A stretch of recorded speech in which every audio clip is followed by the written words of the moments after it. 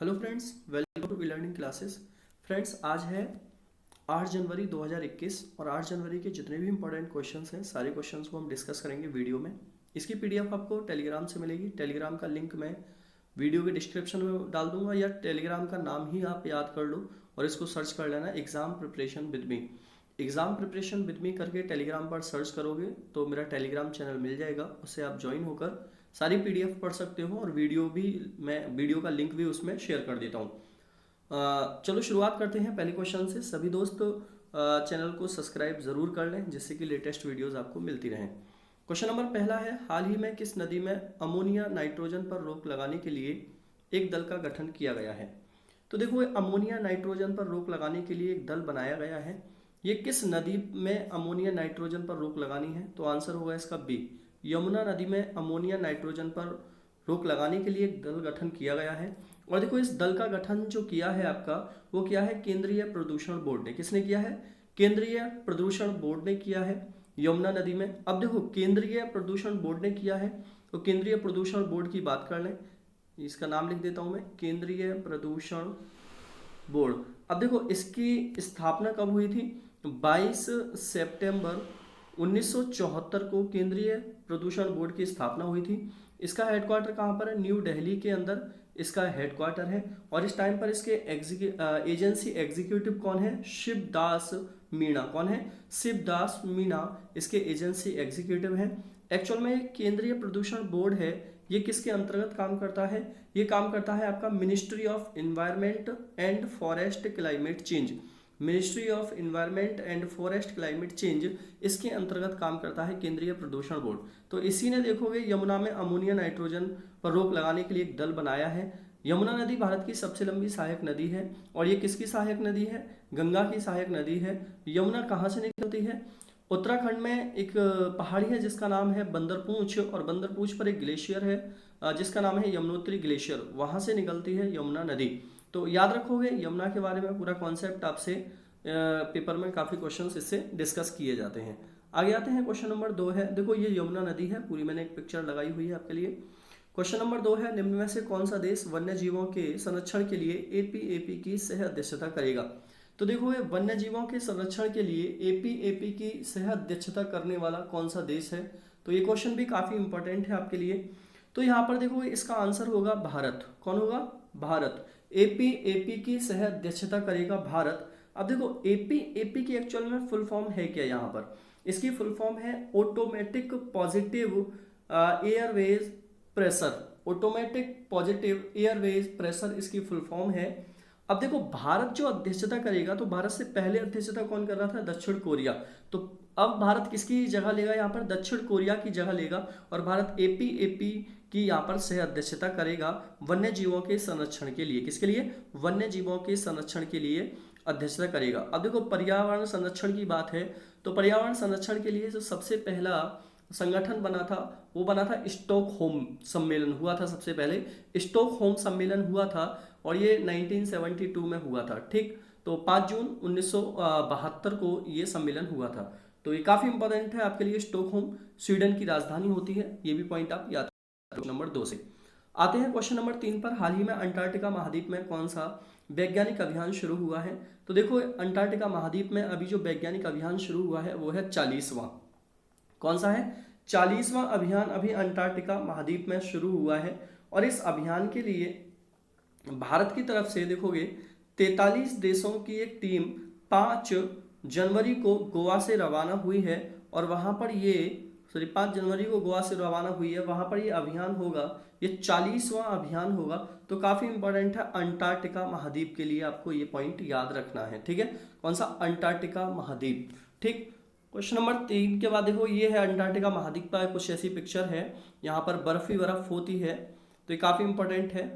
अगर क्षेत्रफल के हिसाब से देखोगे तो क्षेत्रफल के एरिया में ये 6ठा सबसे बड़ा महाद्वीप है। तो काफी इंपॉर्टेंट है। क्वेश्चन नंबर 4 है, देश का पहला आंधी तूफान अनुसंधान परीक्षण केंद्र किस राज्य में स्थापित किया जाएगा? देश का पहला आंधी तूफान अनुसंधान परीक्षण केंद्र स्थापित किया जाएगा ओडिशा में। कहां पर? ओडिशा। और ओडिशा में कहां पर किया जाएगा? बालासोर। कहां पर? बालासोर के अंदर इसको स्थापित किया जाएगा। और देखो इसकी जो घोषणा की है इसको आंधी तूफान अनुसंधान परीक्षण केंद्र को स्थापित करने की, ये घोषणा की है भारत मौसम विभाग के महानिदेशक हैं जिनका नाम है मृत्युंजय महापात्रा। मृत्युंजय महापात्रा ने इसकी घोषणा की है। अब देखो ओडिशा की बात है तो ओडिशा की राजधानी क्या है? भुवनेश्वर। उड़ीसा के सीएम कौन है? नवीन पटनायक। उड़ीसा के गवर्नर का नाम क्या है? गणेशी लाल। और उड़ीसा के जो चीफ जस्टिस हैं इस टाइम पर उनका नाम क्या है? एस मुरलीधर। क्या नाम है? एस मुरलीधर। तो क्वेश्चन नंबर 4 से ये सारे पॉइंट आपको याद रखने हैं। क्वेश्चन नंबर 5 है हाल ही में किस राज्य सरकार ने चाय बगीचा धन पुरस्कार को शुरू किया है? चाय बगीचा धन पुरस्कार को शुरू करने वाली कौन सी राज्य सरकार है दोस्तों? इस क्वेश्चन का आंसर होगा असम सरकार। किसने? असम सरकार ने चाय बगीचा धन पुरस्कार शुरू किया है। अब देखो असम सरकार ने किया है तो असम की यहाँ पर पहले बात कर लें। असम की राजधानी क्या है? दिसपुर असम की राजधानी है। असम के इस टाइम पर सीएम कौन है? सर्बानंद सोनोवाल है। गवर्नर कौन है यहाँ पर? जगदीश मुखी है। और असम का हाईकोर्ट कहाँ पर है? गुवाहाटी में है, जिसके चीफ जस्टिस कौन है? सुधांशु धूलिया। कौन है? सुधांशु धूलिया इसके चीफ जस्टिस हैं। अब देखो ये जो चाय बगीचा धन पुरस्कार है इसमें जो मुख्य अतिथि के रूप में बुलाया है वो किसे बुलाया है? निर्मला सीतारमण को। किसको? निर्मला सीतारमण को मुख्य अतिथि के रूप में बुलाया है इसमें। अब इसके तहत क्या होगा? 7.5 लाख लोगों को 3,000 रुपये की वित्तीय सहायता प्रदान की जाएगी जिन्होंने चाय बगीचा धन पुरस्कार के तहत इनको ये राशि दी जाएगी। तो क्वेश्चन नंबर 5 काफी इंपॉर्टेंट हो जाता है आपके लिए।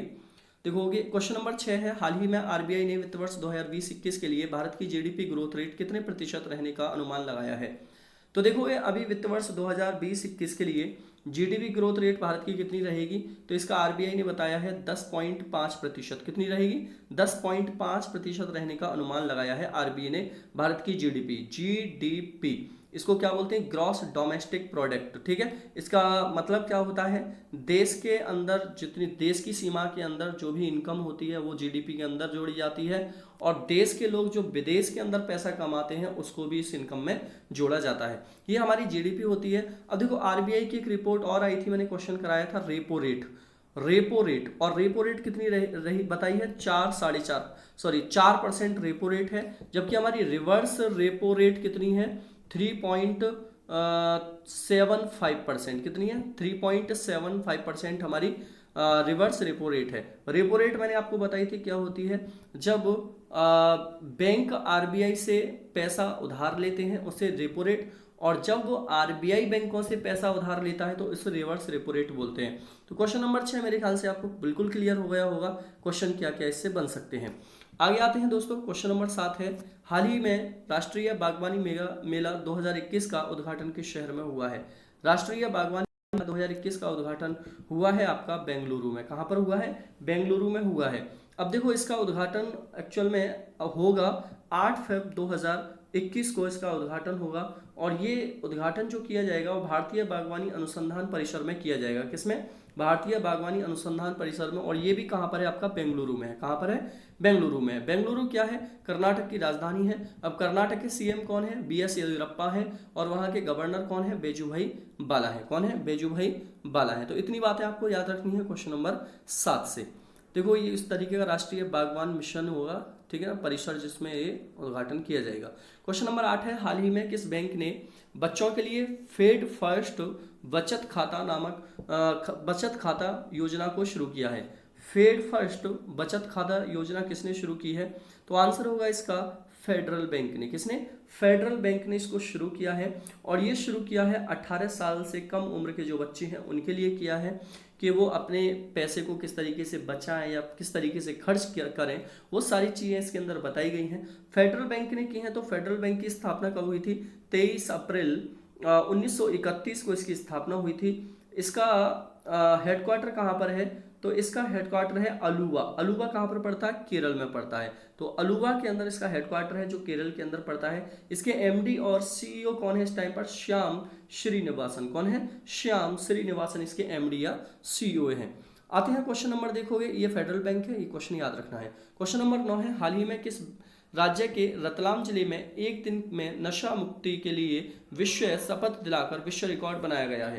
ये काफ़ी इंपॉर्टेंट क्वेश्चन है। तो देखो नशा मुक्ति के लिए कि नशा से आप मुक्त हो जाओगे, नशा नहीं करोगे, एक दिन के लिए यहाँ पर ऑनलाइन शपथ दिलाई गई है और ये रिकॉर्ड बनाया है। रतलाम जिला किस राज्य में है? आंसर होगा इसका मध्य प्रदेश। मध्य प्रदेश के रतलाम जिले में ये शपथ दिलाई गई है। अब देखो मध्य प्रदेश की इसमें बात करें तो मध्य प्रदेश की राजधानी क्या है? भोपाल है। मध्य प्रदेश के सीएम कौन है? शिवराज सिंह चौहान है। मध्य प्रदेश के गवर्नर कौन है? आनंदीबेन पटेल हैं। कौन है? आनंदीबेन पटेल हैं। और मध्य प्रदेश का जो हाई कोर्ट है जबलपुर में, उसके चीफ जस्टिस कौन है? मोहम्मद रफीक हैं। कौन है? मोहम्मद रफीक।